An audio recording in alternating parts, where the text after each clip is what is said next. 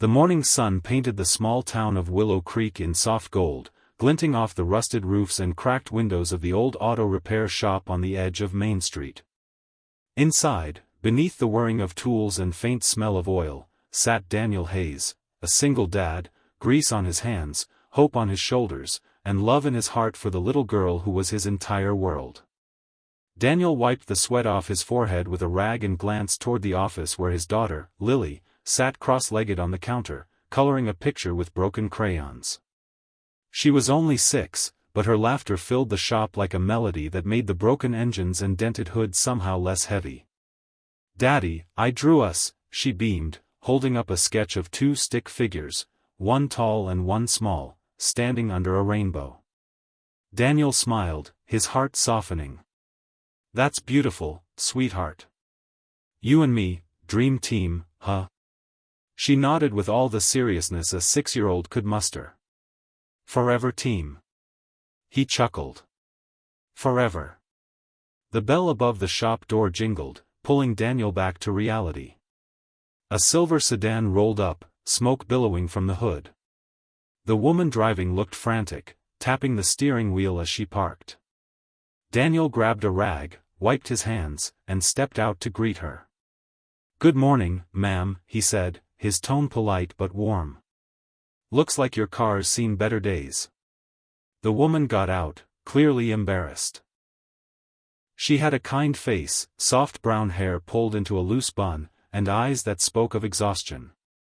"Yeah, it just started smoking out of nowhere. I don't know much about cars. I'm sorry to drop in like this." "No problem at all. I'll take a look," Daniel said, lifting the hood. As he inspected the engine, Lily peeked from the office door, curious. The woman noticed her and smiled. "She's adorable." Daniel's smile turned tender. "That's Lily, my assistant." Lily giggled and hid behind the doorframe. The woman extended her hand. "I'm Emily. Emily Carter." "Daniel Hayes," he replied, shaking her hand. "Give me about 20 minutes. You can wait inside, there's coffee, though it's not the fancy kind." Emily hesitated, then smiled. After this morning, even bad coffee sounds good. Inside the small waiting area, Emily watched Lily hum to herself as she arranged crayons. It was rare for her to sit quietly. She was a nurse, a single mother herself, and her life was constant motion, patients, bills, a daughter to raise alone after her husband's sudden passing 2 years ago. She noticed Daniel working hard under the hood, every move purposeful yet calm. There was a strength in his simplicity, something she hadn't seen in a long time. 15 minutes later, Daniel walked in wiping his hands. "You're good to go." "Just a busted hose, I replaced it." Emily reached for her purse. "Oh, thank you so much. How much do I owe you?" Daniel hesitated. "Nothing." Her eyebrows rose. "Nothing?" He shrugged. It was an easy fix. "Don't worry, eh?" The following week, life rolled on as usual for Daniel and Lily, bills to pay, cars to fix, lunches to pack. But every so often, Daniel would glance at the corner of his shop where Emily had stood, and for reasons he couldn't explain, he'd smile. It was Friday afternoon when her car returned. Daniel noticed it instantly, the same silver sedan, pulling up to the shop with the same soft rumble. Emily stepped out, looking sheepish but smiling. "Hey there, Mr. Mechanic," she said lightly. "Car trouble again?"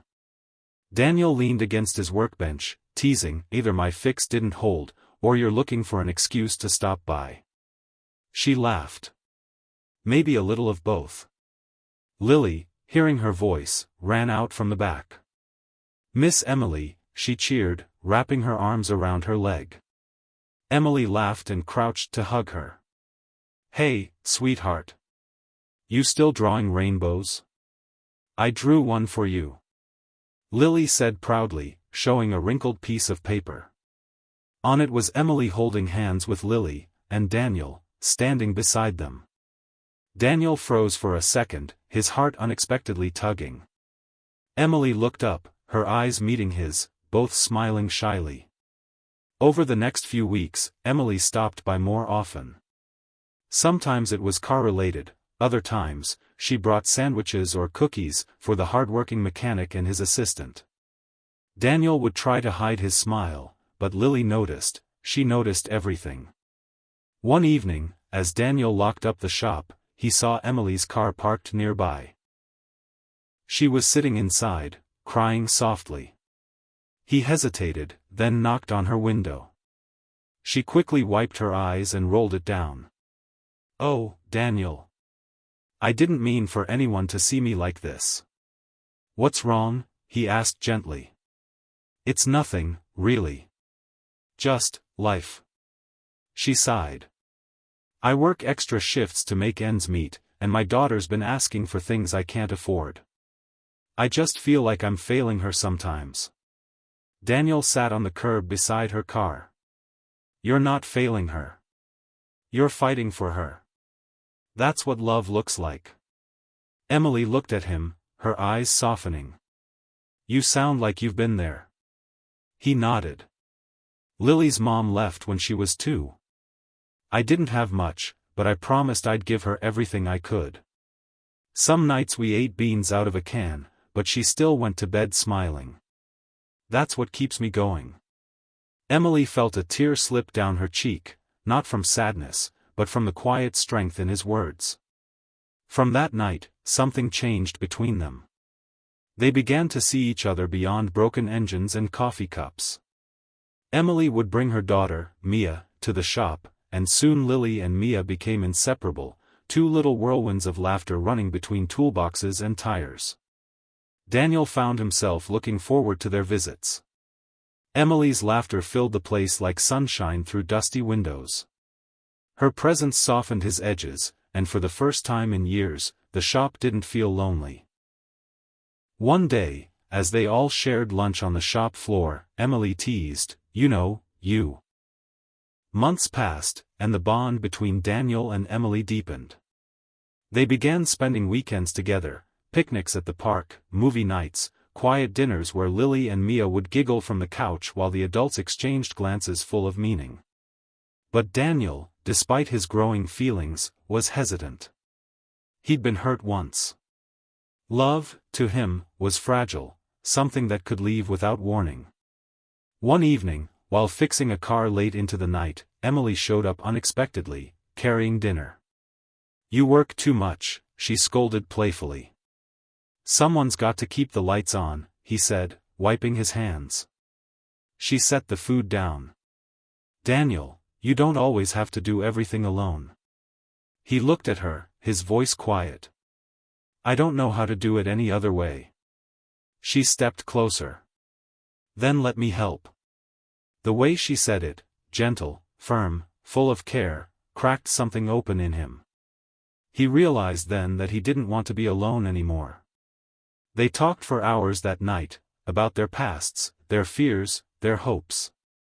By the time the moon was high, Daniel had reached for her hand, and she hadn't pulled away. Days later, as they all sat in the park watching Lily and Mia play, Lily turned to Emily with her usual bold innocence. "Miss Emily, did you know I told Daddy to marry you?" Emily laughed softly. "Yes, I remember. Do you still want him to?" Daniel teased, smiling down at his daughter. Lily nodded eagerly. "Yes. Then we can all be family." Emily blushed, but her eyes shimmered. "What do you think, Daniel?" He looked at her, the woman who'd walked into his life with a broken car and unknowingly fixed something far greater. "I think my assistant has good instincts." Emily laughed through her tears as Daniel reached for her hand. "Then I guess I should listen to her." Months later, on a quiet afternoon in Willow Creek, the little auto shop was decked out in wildflowers and ribbons. Daniel stood in a clean shirt for once, holding Lily's hand. Emily walked down the aisle made of oil-stained floors, her smile brighter than sunlight through glass. When the minister asked if he took her hand, Daniel looked into Emily's eyes and said, I've been fixing broken things my whole life. But you fixed me." Lily cheered, Mia clapped, and laughter filled the room. In that small, humble shop where kindness had begun it all, a new family was born, not from wealth or perfection, but from love, second chances, and the simple whisper of a little girl's heart.